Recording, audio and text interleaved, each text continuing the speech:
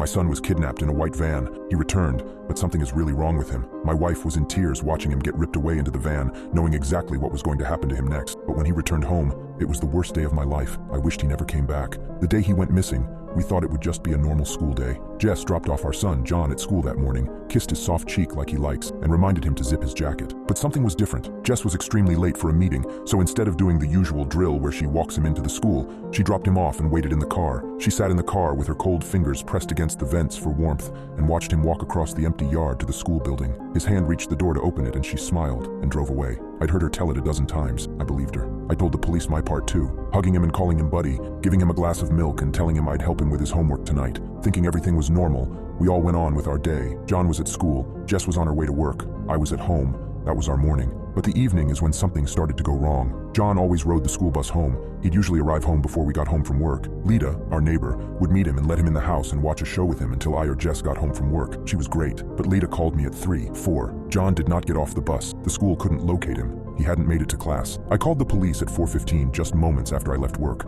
I was frantic. I met them at the house. Somewhere between Jess leaving after seeing his arm touch that door and actually entering the school, our sweet John had disappeared. The cameras from inside the school had never caught him in the hallway. The ones outside weren't working properly, so there was no telling where exactly, or he had disappeared, but he never opened those doors. He never walked into his classroom. Everyone in town came together. They searched sewers and alleyways. They scattered through locked backyard fences and tramped through fields and wooded areas in misty, cold weather. The police suspected us at first. It was all pretty normal. Everyone was a suspect. We repeated the sequence of events 100 times to 100 different people. We were quoted and misquoted. Our lives were upended and reputations tarnished. Everyone thought we did something to him. We were newer to the neighborhood, and they were sure we beat John. They were sure John was a good student and beloved by all in the neighborhood, even though he only had 2 friends I had ever met and had recently gotten in trouble for destroying a neighbor's garden. I guess the neighbor forgot about that. We went 2 weeks without any sign of him, until, from out of nowhere, a soccer mom and her 13-year-old daughter spotted him in a field a couple of weeks later. He was covered in dirt and grim, but there wasn't even a scratch on him. They recognized his face and clothes from the TV.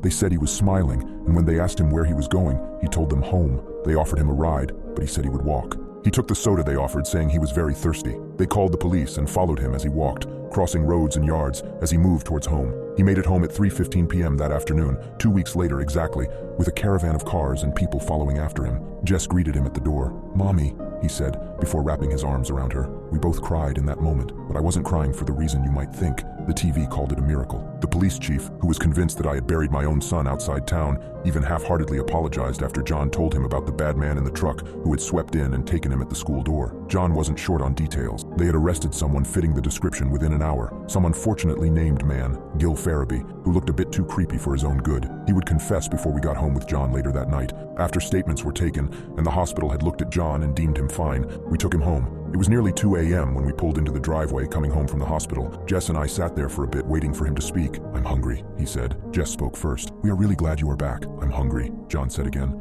"Okay, we will feed you," I said, moving to open the car door. "Mommy and Daddy?" he said. I stopped moving. I think Jess stopped breathing. "Are you happy I came back?" Normal parents in this situation would be ecstatic that their lost son returned home, but I was devastated. I wanted him out of my life. You see, John isn't a normal kid. I never had a son with my wife. We had just gotten married when we found him alone. We lived in Harrington Beach then. We were in our 20s and carefree, and this kid comes up to our car as we are getting home at night. He says he is scared and hungry. We ask him about his parents and take him inside to warm him up. But once you take him in, once you let him in your home, you can't kick him out. He won't leave. We found that out. He doesn't have parents. He is perpetually 9 years old, never ages. I'm 45 and met him when I was 23. He won't let you leave either. He finds you and you take care of him until you die. Or he dies, but he never died. We've tried. We've tried to murder him so many times, but he just won't leave our life. My wife and I wouldn't mind having a kid around. We'd consider ourselves good parents, but the things John did were just disgusting. He doesn't eat normal food, so to get rid of him, we contacted an old friend, Gil. Gil had actually kidnapped John, with full intention of doing all the terrible things people like him do to kids, but he didn't know John. We didn't tell Gil the person John actually was. We had hoped that once Gil took him in, maybe John wouldn't return. He'd stay with Gil instead. But I guess John didn't care for him that much and decided he wanted us back. We had just thought it was some sort of luck, you know? Maybe he would take John far away and he'd stumble into someone else's life. You'll have to excuse that mentality, but we are tired, exhausted, and we are tired of feeding him. You see, Gil did murder a few kids before, states away, but he got blamed for the recent disappearances in that county, and it wasn't him. I am not defending him. He hurts kids. But the disappearances in this county, that was me and Jess. Well, John, but he is just 9 and can't feed himself. We don't actually hurt them. We just brought them to his room. You put them to sleep and you bring them to his room. He only wants children. We've tried to feed him undesirables or old people who look close to death. He will only eat children. We weren't allowed to watch him eat, but we heard it. There was never any mess, so Jess and I thought maybe he ate them whole like a snake does. Hell,